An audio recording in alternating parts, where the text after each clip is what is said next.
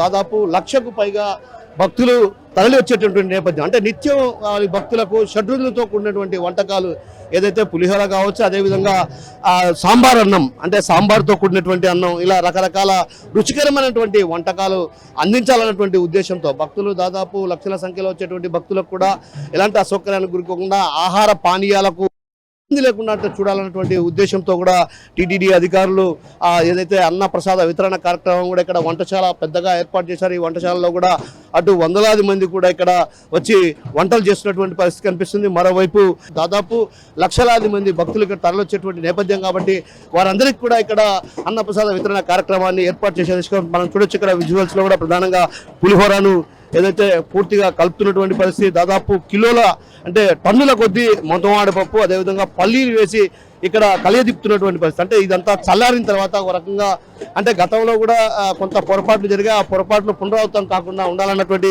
ఉద్దేశంతో వారంతా కూడా ప్రత్యేకించి ఒక శ్రద్ధ తీసుకొని అంటే ఏదైతే అటు పులిహోర పూర్తి స్థాయిలో చల్లారిన తర్వాత ఆ తర్వాత ప్యాకింగ్ చేసేటువంటి పరిస్థితి. ఎందుకంటే గతంలో వేడిగా ఇదే విధంగా సరఫరా చేయడం వల్ల కొంత ఇబ్బందికరమైన పరిస్థితులు వచ్చింది కాబట్టి ఆ నేపథ్యంలోనే ఇక్కడ రకంగా కొంత ఇబ్బందికరమైన పరిస్థితులు ఉండేది. అయితే ఇప్పుడు పూర్తిగా చల్లార్చిన తర్వాతే దీన్ని ఇక్కడ ఆ తర్వాత ప్యాకింగ్ చేస్తారు.